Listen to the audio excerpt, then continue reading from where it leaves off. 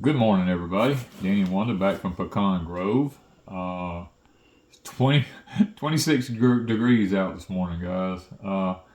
Kind of sitting in a little bit late this morning because of the cold temperatures. Everything's snow white from the heavy frost.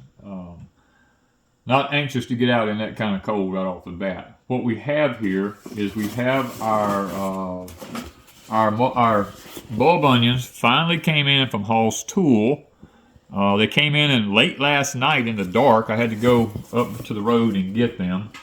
The guy dropped them off up at the road. And I opened them up this morning. Actually, I opened them up last night. I had to open them up. They were all slimy and like they were about to rot on me. I've really never planted onions that look this bad, except one time Wanda and I was in town, and in our town here, and Bonnie Plants had dropped off a bunch of onions at a hardware store. And I looked at the guy and I told him, I said, those onions are going to rot. And he said, what do you mean? They just dropped them off. I told him, I said, look, this is all slime. It's just slime. And this yellow on the top right here, that's rotten, you know. I told him, I said, most of them are going to rot if you don't do something with them real quick. And he told me, he said, look, just take them home. If you can get some out of them, take them home and get them out of them. And so we did. We brought them home. Now this was in mid-December, I think it was. And we brought them home, and I went through them and picked out the ones that I felt like would be okay. And we planted them, and of course they only made like a little 2-inch bulb. They're not, when you get this late in the year down here in the deep south, these should have been shipped to us the second weekend of November, no later than the second week in November. And I actually called Greg and talked to him up at Hollis Tool. And Greg apologized to me that they had not been shipped to me because I tried talking to personnel, which didn't do any good. That's why I talked to Greg personally. And Greg told me, he said, I promise you they'll be out today. You know, he said, y'all should have been some of the first on the list because we're in the deep south and it gets so hot down here. But he assured me, this variety here, this is called a Vidora onion.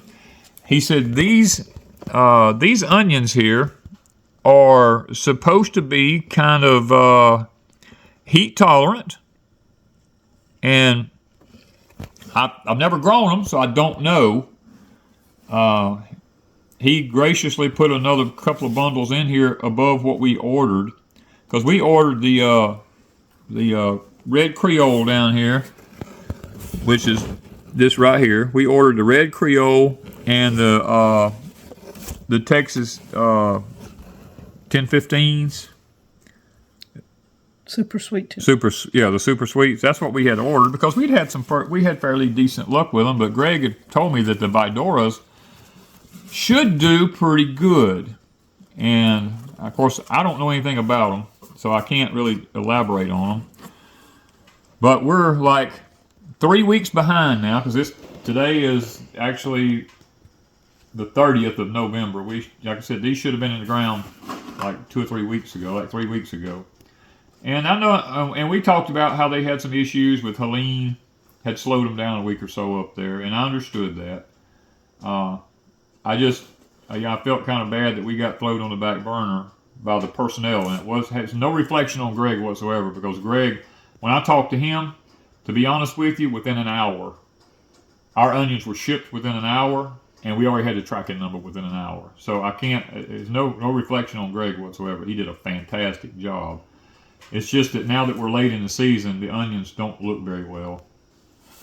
I'm actually I hadn't planned on doing this, but what I'm going to do is, because I feel like we're probably going to not do too well this year on onions, is I'm going to put as many of them in my high tunnel as I can find places to put, because in the high tunnel I have more control over them, and I can push them in the high tunnel. I think I'm going to take the Vidoras, because he said they're more of a heat type onion, and I'm going to put them in the high tunnel, because the high tunnel has a tendency to stay a little bit warmer than it does out in the field, and that's what we really need right now, is something warmth. to be able to get these things up and get them going. And then the Texas 1015s and the red Creoles we're going to put in the field. I was able to get a row made up in the garden. It was, of course, they look pretty bad, you know, all the yellow and they're slimy. They got a horrible smell to them right now. They smell rotten, but I know they, you know, because I mean it's just slime on them. But I'm gonna go through them. A lot of them I'll probably throw away, but if they look too bad. But I'm gonna try to pick the best looking ones out of them, and try to see if I can get enough of them that's got some decent bottoms on them here, and like, you know, and try to get as many in the high tone as I can. I've gone through one bundle here, and I've set aside these right here. These will probably come close to making a bulb onion, and I got these down here. When you see these like this, they'll make a little bitty onion. They'll make a little bulb about yay big around, but they won't never make a big bulb onion. So we're gonna stick them over to the side. These are our last resorts. You know, if you want a bulb onion, you want something that's gonna have already have a good taper on the bottom of it there. And this is all the slimy, rotten stuff right there that was just in one bundle here. So hopefully, I'm gonna put my rubber band back around it. This right here, that's just all wet, mushy. Not good. You don't want to put that on your onions when you're setting them out, because that's how disease gets started. Now see how much better, you know, now that I've gone through it, see how much better this looks. I mean, it don't look like much. That fools you when you look at that and you think, wow, there's a lot of onions there. And they are, but a lot of them ain't no good. So this is what we ended up with that we're going to put out for our bulb onions. Okay, guys, it's 2 hours later. Let's look at what we've got. This is all the rotten slime that I pulled off of them here. All this is just pure, this mushy, slimy. You see my fingers here, how bad they are. Miss Wanda's been about to kill me here in the house with this rotten smell in here. Because I'm going to give credit where credit's due at here. For several years, I tried growing consistent big bulb onions. And I would have a little onion and a big onion. A little onions and big onions. They'd be all down through there. Well, some really good people that we know on YouTube, known them for many, many, many years. That's Mr. Hollis and Ms. Nancy.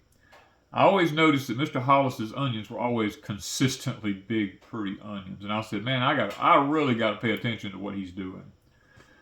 So as I paid attention to what Mr. Hollis does, he explained everything that I had that was going on.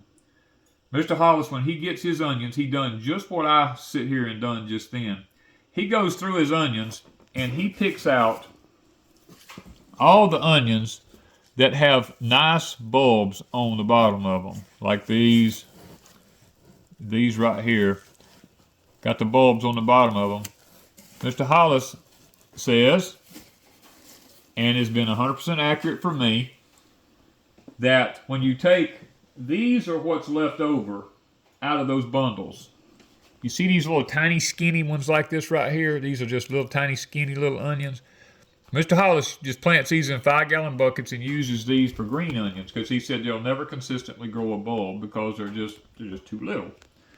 And being this late in the year, I can totally understand that, because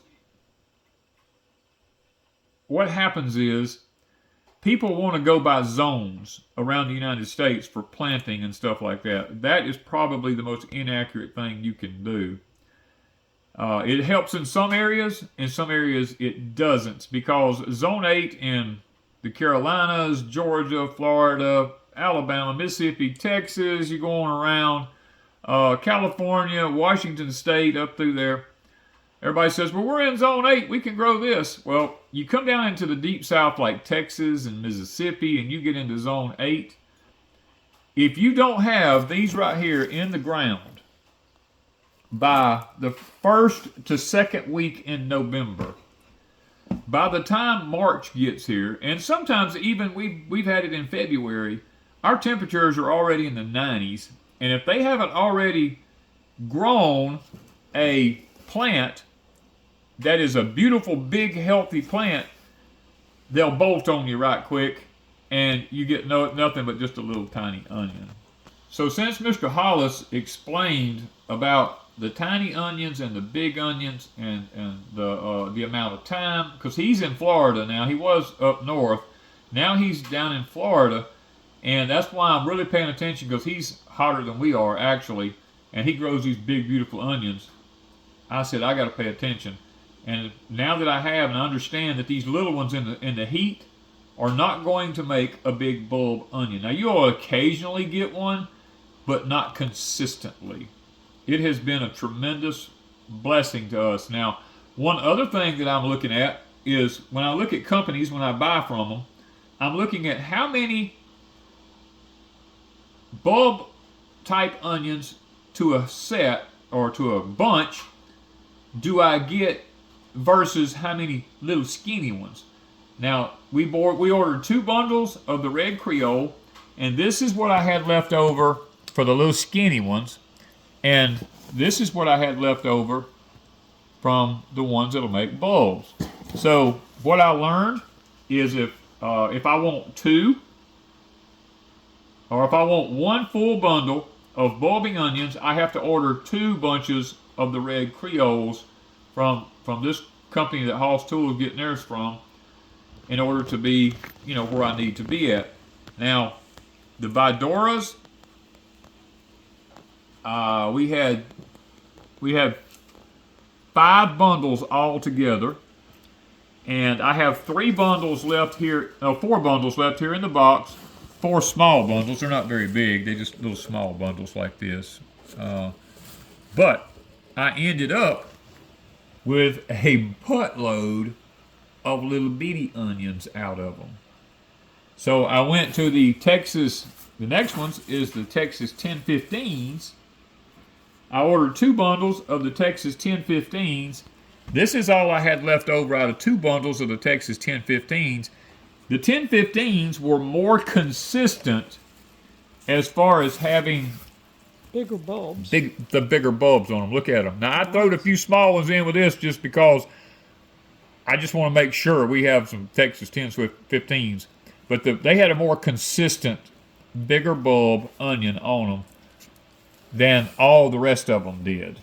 So I'm paying attention to the companies when I order as to how many bundles I'll have to order of what onion in order to get enough of them that are bulbing onions out of a bunch. We probably have enough here, if I can make this happen, to supply us with the onions we need this year. These right here, I'll plant them in the field. I'm not expecting anything out of them. That's probably 150. I'm gonna guess at around 150 onions right there. I'll stick them in the ground, and I'll treat them just like I treat all the other onions, but I don't really expect them to do anything. These are the ones that I really believe right here that will make. We are now in solar cycle 25, which is a solar maximum. They told me last year when we talked about the solar system and how it was functioning, our growing, and all the companies that I dealt with, they were telling me that this past summer was going to be one of the hottest summers we've ever had. And it's going to be, in our area, was going to be a drought. Matter of fact, they called us the new Arizona. And Lord, did it not turn out to be the truth? Let me put it to you that way. We are still, in where I live at here, we're still in almost a 50-inch deficit of rain over a 2-year period. Our ponds are still way, way low. And 30 minutes to an hour from here, they've been just get inundated with rain. So they were 100% accurate about that. The information I've got is that 2025 will be even worse as far as heat than 2024 was, and the weather will be even more violent and more unpredictable. If that's the case, and because we're getting a 3-week late start on our onions here, it will be God himself that makes these bulb up and make big onions. Now I'm going to, like I said, we're going to go in the high tunnel. We're going to put some in the high tunnel, and I'm going to try to baby them jokers and push them with fertilizer as fast as I can, and try to control the climate as much as I can, because they need cool, not cold, but cool weather to get going, because an onion bulb, the size of it is determined by how many of these little green leaves you see sticking up on these onions here. However many of them green leaves you can get before this onion starts to make a bulb, which for us is around late January, early February. How many green leaves you have determines how many rings is going to be on that bulb down there. Now, once that bulb starts forming and it becomes a big bulb, you might as well forget it. It's over. It's only going to be as big as it's going to be. So that's why it's so important for us to get them in the first to second week in November and try to push the fool out of them through the wintertime to get them as big a plant as we can get with as many leaves on as we can get, so that when January comes and they start making that bulb and start swelling, because it gets that warm here in January and February, we'll at least have sometimes we get a 5-inch bulb, but usually it's 4 inches. They only get to be about 2 inches because the heat comes in and they begin to bolt, and that's the problem we have. Now, we're going to be taking these out now, and we're going to go out to the high tunnel.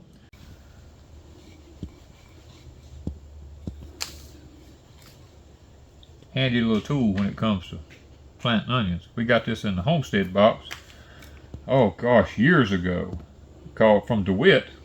That makes it so simple in these. And don't worry about the roots. You could actually cut the roots off on them because they're all dead. I mean, you don't have to worry about them. You don't want to put them about 1 inch deep. They ain't got to be way down in the soil.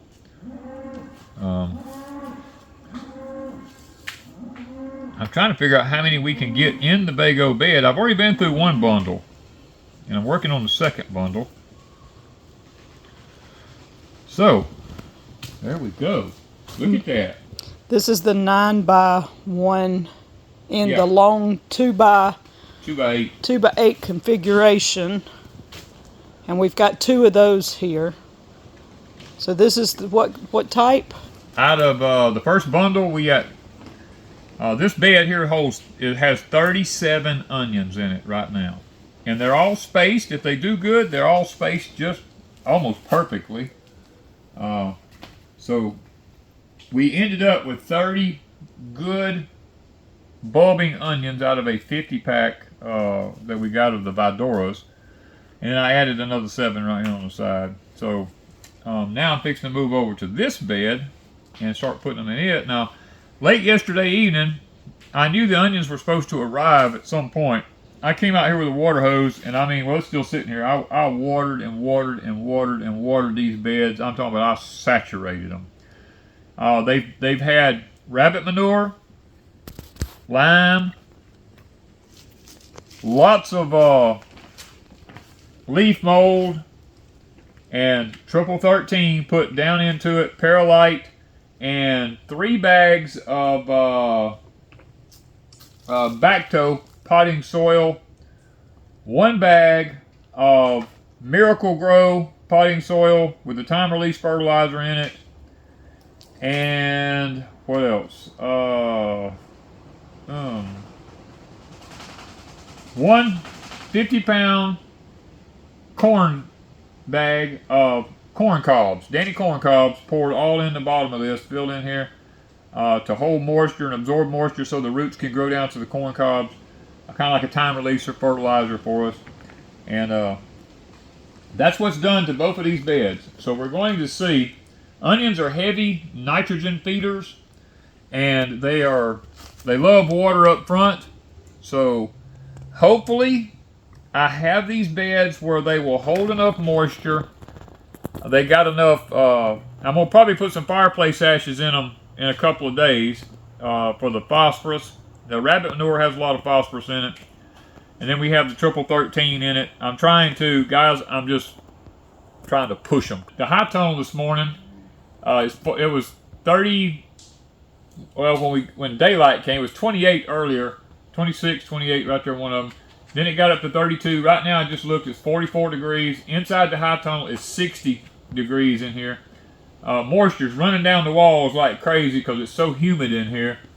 I'm hoping that this environment will allow these onions to actually get a really fast start and get enough nutrition really quick.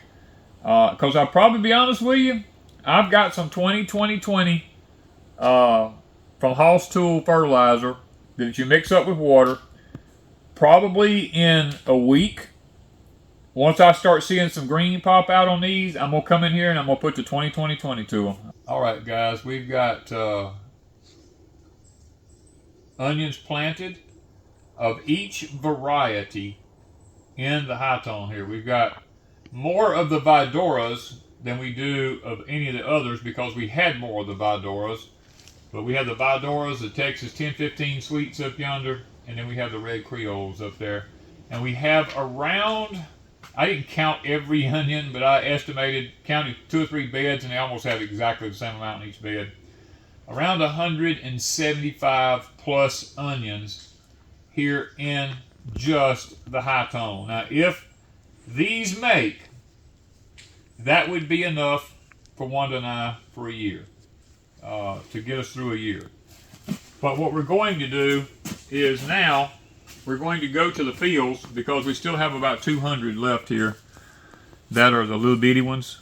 And a couple of, we have one bundle of the Vidoras that's still the bigger ones, and a piece of a bundle of the reds that are still big. And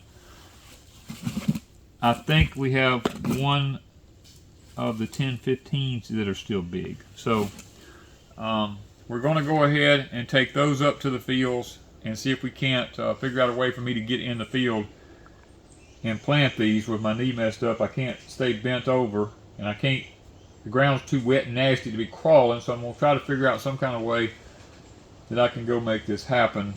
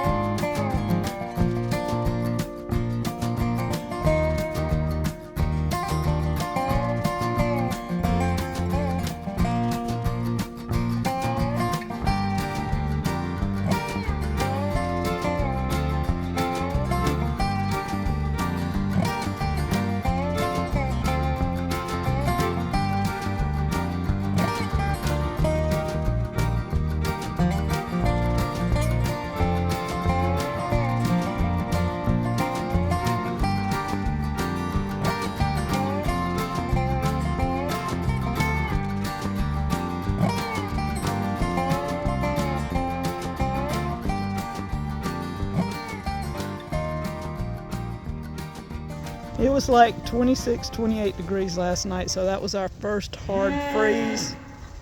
And it got all of the potatoes. I'm gonna chop them off. They will come back. The greens on the far end are still growing good. The rest of them are kind of about played out.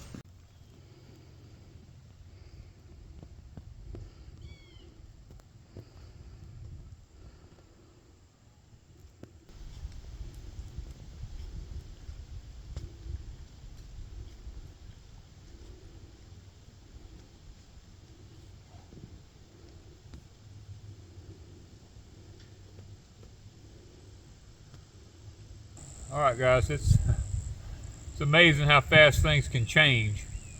It's 45 degrees out here. That sun is so intense that it's actually, I'm burning up out here. I mean, it's at 40 something degrees.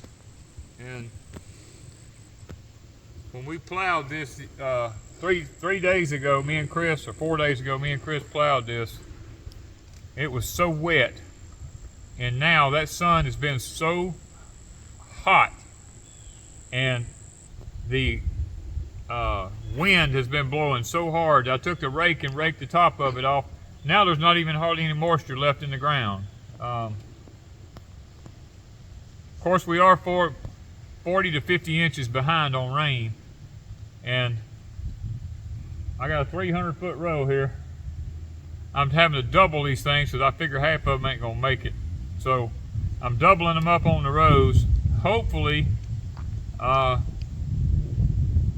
we get a little bit of a rain here at some point, you know, to go ahead and water them in. And maybe the cold will let us alone with this extreme heat. Wanda just went along this row right here. We had potatoes up about 6 to 8 inches tall from one end of it to the other. The freeze last night got every one of them, and she went through here and chopped them all off, laying on the sides of the row here. I mean, they'll come back out. We're not worried about that. So, if I can stand this intense sun, I'm gonna continue on, but it is so, I mean, this sounds crazy. The wind's blowing, it's in the 40s, but that sun, I can't even hardly look at it, and I'm sitting here sweating. So, I'm gonna go as long as I can go.